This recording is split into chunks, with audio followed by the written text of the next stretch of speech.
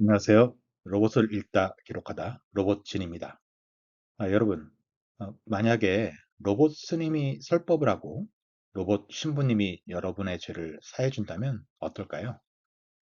에이, 설마 하시겠지만 이건 이미 15년 전부터 시작된 현실입니다. 2010년 일본에서 세계 최초로 로봇 아이 페어리가 실제 커플의 결혼식을 집전했던 적이 있습니다. 당시에는 단순한 이벤트처럼 보였었는데요. 그 이후에 꾸준히 이런 것을 이제 종교 로봇이라고 하는데, 종교 로봇에 대한 실험과 시도는 이어져 왔습니다. 오늘은 일본에 등장한 붓다로이드 로봇에 대해서 알아보도록 하겠습니다. 신문 기사를 먼저 보실까요? 예, 연합뉴스에 2월 25일째 나온 건데요. 제목이 일본 로봇 승려 시대 오나 경전 읊고 확장하는 붓다로이드 등장입니다.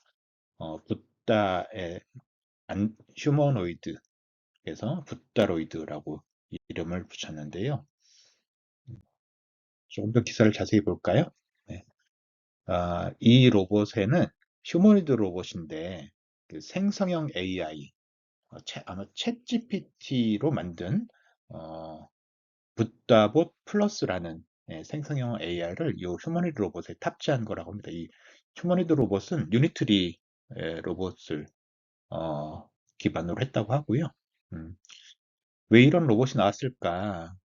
되게 구체적이고 실용적인 이유 때문으로 여기 기사에 나왔습니다. 여기 맨 밑에 보신 것처럼 인구 감소로 사찰이 줄어드는 가운데 AI 로봇이 승려를 돕는다라고 되어 있습니다. 그래서 일본에서는 인구도 그렇고 고령화되고 그래서 사찰에서 사람들을 이제 상담하거나 해주는 그런 어, 분들이 그러니까 스님들이 점점 줄어들고 있다고 합니다. 그래서 그런 분들을 대체할 수 있는 로봇을 만들었다고 하고요.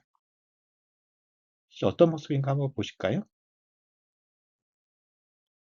네, 이분이 붓다로이드 스님이십니다. 네, 교토에서 있다고 그러고요. 네. 네. 길도대학에 계신 분이 만들었다고 하고요. 영적인 어드바이스를 영적인 어드바이스, 영성 어드바이스를 해줄 수 있다라고 얘기하고요. AI 챗봇이 요 위에 올라가 있는 상태고요. 네.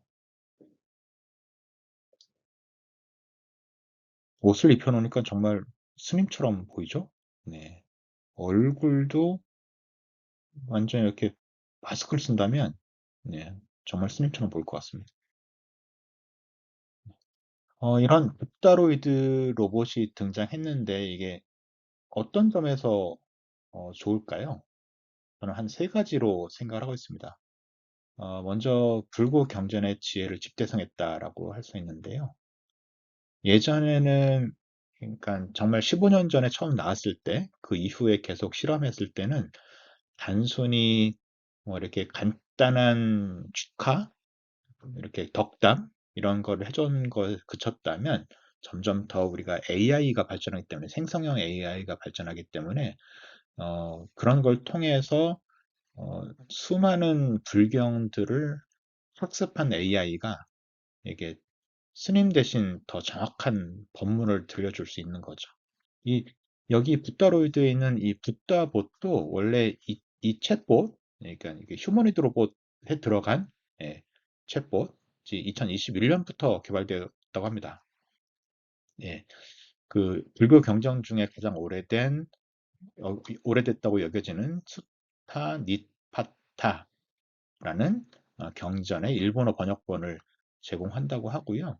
요게 2027년에 3년 전에 오픈 AI 챗 GPT AI를 활용해서 붓다봇을 개선하고 그래서 붓다봇 플러스를 만들어낸 거라고 하고요.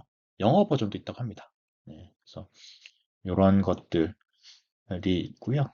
어, 두 번째는 편견 없는 경청 때문에 이런 종교 로봇에 대한 관심이 높아지지 않을까라는 얘기입니다. 스님들이나 신부님들이나 뭐 수녀님들도 사람인지라 이런 편견이 있지 않을까 하는 그런 의구심이 들 수도 있죠. 근데 로봇은 내가 하는 이야기를 혼단하지 않아. 그냥 순수하게 경청해 준다. 그런 것 때문에 오히려 그런 점이 우리 현대인들에게 더 큰 위로를 주지 않을까라는 부분이 있고요. 세 번째는 네, 종교에 대한 관심이 점점 줄어들고 있죠. 네, 그래서 특히나 이제 종교계에서는 이제 젊은 음, 청년들도 이제 에게도 포교 활동을 해야 되는 상황이고, 그래서 젊은이들을 겨냥한 뭐 종교 활동 측면에서 이런 새로운 방식, 로봇 이런 것들을 도입하지 않을까 하는 생각을 합니다. 그래서 생각해 보면 이런 거를 만들면 도대체 누구든 사줘야 될 거잖아요. 누가 사줄까 생각해 보면 이런 종교계에서 이런 이유 때문에 좀 도입하지 않을까 하는 생각을 하고 있고요. 근데 근본적인 질문이 나올 수 있습니다. 이미 종교계에서는 이런 거에 대한 고민들을 많이 하고 있고요. 어, 영성이란 측면에서 보면 과연 로봇에도 불성이 있을까라는 질문입니다. 로봇은 24시간 깨어 있고 모든 경전을 이제 머릿속에 담고 있지만 사실 사람이 아닌지라 고통을 모르잖아요. 우리가 공감하거나 위로를 줄 수 있는 거는 상대방도 내 아픔에 대해서 충분히 알고 있구나.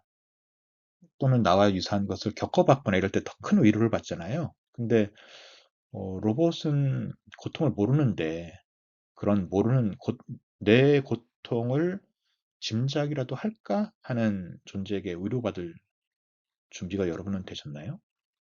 물론 네, 실제 로봇은 아니고 챗GPT나 이런 생성형 AI를 통해서는 위로라든가 이런 상담 같은 걸 많이 받고 있긴 한데 실제 우리가 사람과 유사하게 보이지만 사람이 아닌 그런 로봇에게는 그럴 수 있을까 하는 생각들. 네.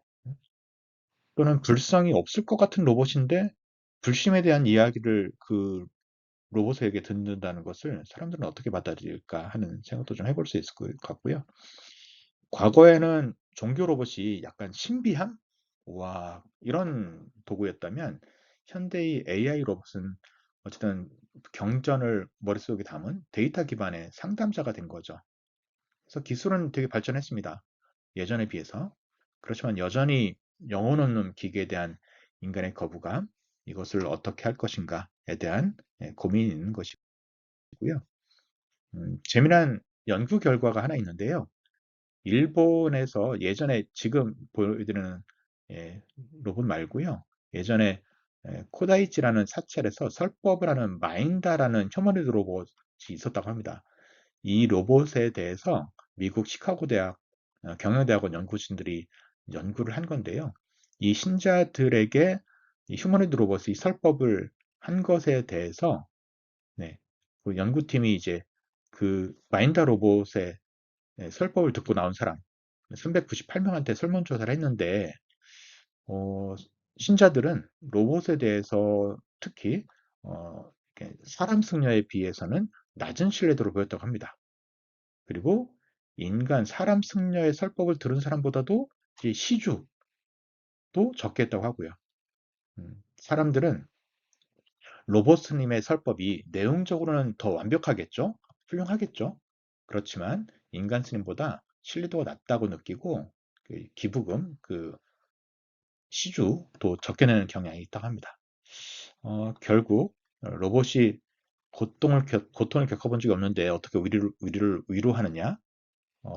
말해주는 건 많은데 그것으로부터 얼마나 많은 또 공감대 형성이 될까? 이런 거에 대한 근본적인 거부감이 있다고 하고요. 그래서 이런 종교 로봇이 넘어야 할 큰 산은 종교 로봇에 대한 신뢰도, 사람에 대한 사람들이 이 종교 로봇에 갖는 기본적인 신뢰도가 넘어야 할 큰 산이라고 합니다.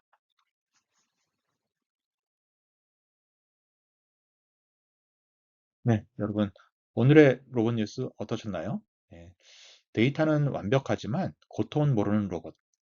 여러분은 이 차가운 금속의 손길에서 따뜻한 위로를 얻으실 수 있으실까요? 한번 종교 로봇이 어떻게 발전하는지 지켜보는 것도 재미있을 것 같습니다. 네, 지금까지 로봇 전문 채널 로봇진이었습니다. 감사합니다.